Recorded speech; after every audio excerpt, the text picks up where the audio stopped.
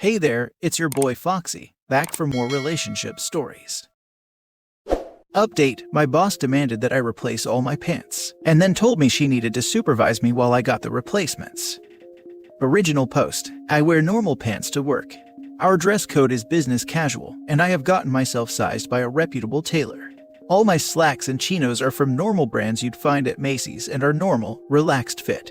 However, yesterday my boss called me into her office and told me I would no longer be allowed to wear the pants I normally wear to the office and would have to wear something less revealing. Apparently, my bulge is inappropriate for the workplace. I have a normally sized junk. I actually freaking measured it to make sure I wasn't crazy, and I'm pretty close to the US average. Would a woman with large breasts be told she can't wear anything but baggy clothes? Would she be told by her boss that she must wear nothing but restrictive sports bras to work?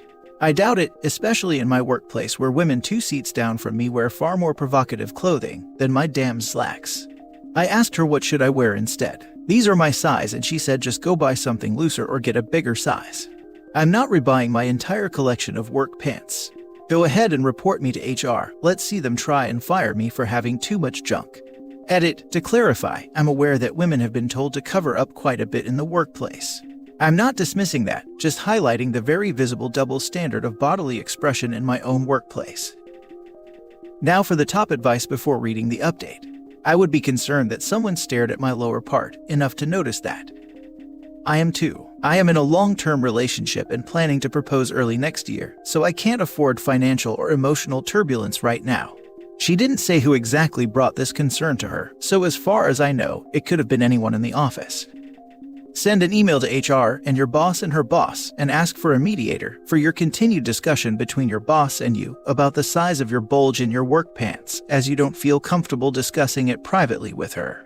Edit: as others have pointed out, it would be best to get documentation of the event in some way prior to doing this. This is the correct way to escalate the issue. Your boss needs better training. You can't just come out and tell your subordinates that you can see their thing. Unprofessional. Harassment even. That's the stupidest nonsense I have ever heard. What the hell are you expected to wear? Parachute pants?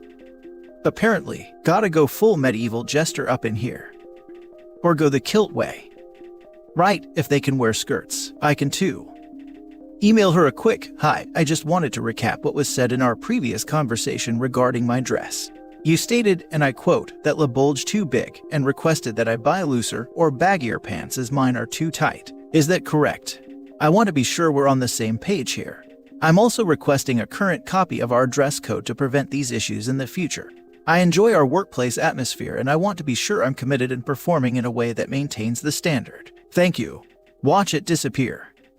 This is what I was thinking too. Get it in writing. If that doesn't make it disappear, then have some fun with it. Seriously though, that sucks.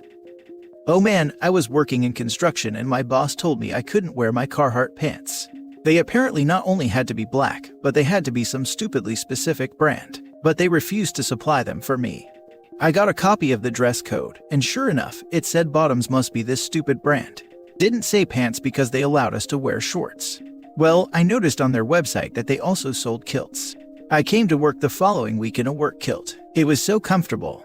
My boss tried to give me grief for it, but I just referred to the dress code and said it only specified brand, that the color had to be black, and that I had to wear something below the waist, thusly bottoms.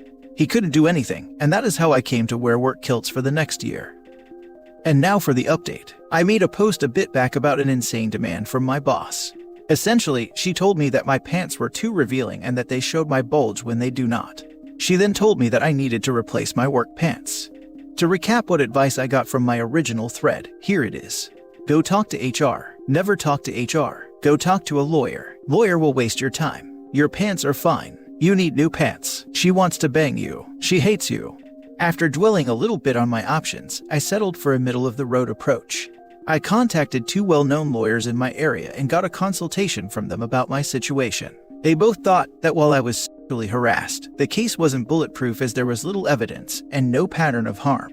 They then also warned me about going to HR without any evidence, as it can cascade into me losing my job in unexpected ways. Fine, since I needed evidence and a pattern of whatnot, I first wanted to read up on what standards my company has set for managers when it comes to dealing with harassment. I requested from our online learning catalog to take the harassment and tough conversations courses that are normally required only for managers. In the Tough Conversations module, there was a scenario where a male supervisor needed to ask a female employee to correct her work outfit as it did not meet the company's dress code. The module in plain English states that the supervisor is not to intervene and to refer the issue to HR. I assume that the inverse, a female supervisor reprimanding a male's outfit, would follow the same standards. I then sent an email to my boss asking her to follow up on our previous conversation. I wrote, "To boss, I want to clarify some things regarding our previous conversation. Please confirm whether or not my understanding of your statements is correct. My pants violated our dress code by being too tight and revealing my bulge. The issue pertains to all my pants, not a specific subset of my wardrobe. This is a requirement from management and not a request. Please get back to me. Sincerely, OP." It took over a full workday, but the response I got was, "Boss, yes, I did tell you to fix your wardrobe. This is not a request." To boss, if management is demanding that I replace such a large amount of work clothing, it must be done at the expense of the company. Please let me know if this is possible, as we will have to work something else out if it isn't. Sincerely, OP. And her response later was, "This can be done, but I must be with you to supervise your shopping. Check my schedule for my availability." Good lord, suddenly the "she wants to bang you" theories seemed less crazy. I backed up the emails to a personal account and sent everything to HR. Less than 2 hours later, I receive a phone call asking me to come to HR immediately and drop my work unless it was time critical. I complied. I was told that they were taking this matter very seriously and that I should take the rest of the day off. I came back to work today and boss lady is gone. I was told right before lunch that she had been placed on administrative leave pending a full investigation and that I shouldn't worry as it's against company policy to engage in any form of professional retaliation. I sit here now like a king on a porcelain throne, telling you about my victory during my post-lunch dump. Bye-bye, boss lady. Supervise your shopping. WTF. I think the company wouldn't have given a damn, but she shot herself on the foot by saying the company could cover your new bulge-less wardrobe. Yeah, which basically means you will try on the new pants, and I will stare at your lower part to make sure I can't see your junk. Oh yeah, bye-bye, lady. Enjoy that dump. Well earned. Thanks, I did. Your email approach was flawless. Got the answers you needed, plus whatever interest she had in you, however weird it was, and ended with the professional and tactful approach from the employer. Done. I was shocked that she replied in the way she did. Seriously. In business and personal emails, I am always cautious about what I write, knowing that things can be taken out of context. And the last thing I want is for my email to be on the LinkedIn, or here, or anywhere for that matter. How could she not think that it would not go sideways? That person is not ready for a management position. I would be surprised if they kept her. User Homogeneous Moss got it dead on. That manager would have to be an even greater level of idiot to put it in writing. Most similar cases we had were basically unsolvable because nothing was in writing. Way to prove your boss was an idiot. Thanks. I was assuming that she wouldn't bite. I guess I gave her too much credit. Hell yeah, dude. I read your original post and assumed there was no way that she'd be stupid enough to confirm any of that in writing. You threaded the needle on this one, my guy. Walk tall with that big old bulge of yours, King. Thanks, I will, King. Next story. The candidate I had to interview for this week was my high school bully. I work for a fairly large company in the tech industry. I've worked there for about 5 years now, and I have a fairly high-up role in management. Over the last few weeks, I got roped into helping build a new team within the company and was assigned to do multiple interviews. This was fairly short notice for me, so my job was only to do the interview and give my impressions of the candidate and the results of the interview. The company is also just back to doing in-person interviews, so the process is even more wonky as of now. When I received the list of candidates for the day, I saw the name of a man we will call Brad. It had been over 15 years since I had last seen him, but I could never forget the face of the man who made my high school years a living hell. Brad was your typical bull jock. I was an overweight theater kid in AP Math and Science, and you can see where this is going. Those were the worst years of my life, and Brad was one of the contributing causes to that. So, to see him in the candidates here was a shock to me. I didn't believe it at first, but when Brad walked in for the interview, I knew that I was face to face with the man who tormented me in high school. At first, Brad didn't recognize me, but as we sat down, he remembered who I was. He tried to play buddy-buddy with me, pretend we were friends in high school, and I played along. I did the interview, and he did okay. Nothing stand out, but middle of the pack. He made a joke that I would get him the job right. I laughed along and he left. I finalized the interviews yesterday. I wrote Brad a scathing review, downplayed everything good about him, and exaggerated his flaws. Also wrote in that he tried to coerce me into giving him a good review because he was an acquaintance in high school. It's been 15 years since I graduated high school. I am an entirely different person than I was then. But for some reason, I was dragged back to those days, and I don't know how to feel. My school bully saw me at a reunion 20 years later. He came over, we chatted with a group of people, he waited for the right moment, then asked semi-privately for my forgiveness for what he and a couple of others had done. He said he cannot expect me to accept his apology, that he wished he could undo it, but that he really felt sorry for it. I accepted. Felt good. Kids are awful. Some become horrible adults, many don't. Some good kids turn criminals as adults. That's the thing. A lot of these guys just turn out to be regular adults after high school or college. I was like that in high school, I'm ashamed to admit. I wasn't physical, but I would joke kids. At the time I just did it to make myself and others laugh. Horrible thing to do, I know, but that was really all it was, and I didn't think about it past that. I didn't have the perspective that my mere presence could make someone anxious and dread coming to a certain class. So stupid. Now, I would be absolutely embarrassed to run into one of those people I used to joke in public. I'd have to apologize to them. Screw the guy who OP had to interview. A lot of bullies turn out to be regular adults, but most people bullied don't turn out to be. Don't you love it when life comes around full circle? It's an opportunity that the universe gave him to add some balance. You're gonna be a piece of trash. See how that affects your life. Don't beat yourself up or feel bad about this. Had Brad changed, he wouldn't have tried to pretend like you were buddies. He wouldn't have made the nudge about you getting him the job. He would have acknowledged the obvious discomfort, apologized for his past actions, and asked you to consider his application. He did the opposite of that. He is still toxic, and you absolutely did the right thing keeping him out of your work environment. Not only for your own well-being, but for the well-being of your coworkers. Exactly this. People make mistakes. Often we are victims of our own past immaturities. People can and do change.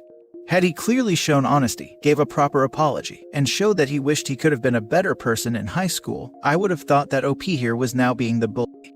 However, he did not. He was probably uncomfortable and awkward and tried to push it all under the rag, even trying to do the completely stupid thing of trying to gain credit just because you knew each other in the past. The complete opposite of a meritocratic system on which interviews of this type are built. OP's actions lead to the correct outcome for this candidate, I believe. But perhaps he didn't have to downplay his good qualities.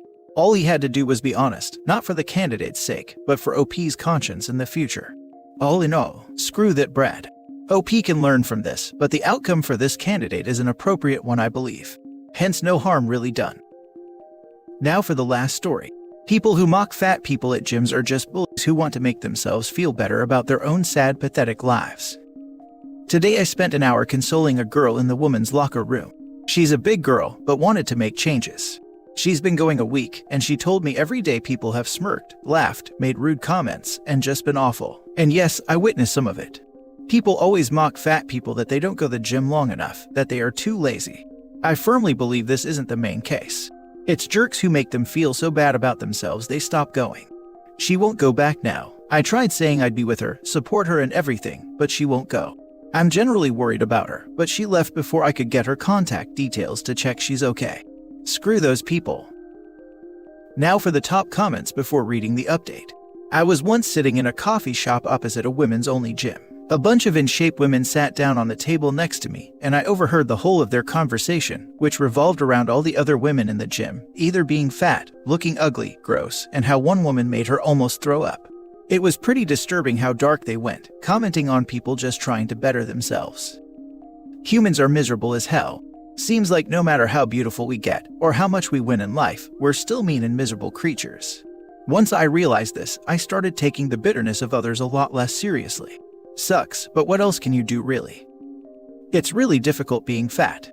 If you're trying to lose weight, aha, funny fat person on treadmill. If you don't try, wow, look at that slob. It's nasty for sure. They can't win. I'm actually still angry. She was trying so hard. God knows how much this will set her back. There's more of us out there who look at a fat person working out and wish it was us with that drive. When I see an overweight person jogging down the street or at the gym giving it their best, I'm inspired way more than some jacked up juice monkey or some Instagram lame influencer. because I know how hard it can be just to start. I would fist bump or say something encouraging to all of those overweight people if it wasn't so awkward having some random dude yell, "Way to go," out the car window. So when I start feeling insecure about how I look or feel in a gym situation, I try to think about all the silent encouragement I'm getting, and I don't even know it. Update: I've contacted the gym about the incident, and they are looking into it. I actually saw the girl again while shopping and we went for a coffee. We had a good heartfelt discussion, and she's agreed to come back to the gym with me, which is great for both of us. It'll push me to not be lazy too. And after, we will go for a coffee and chat. It's nice I've made a friend and she's feeling better.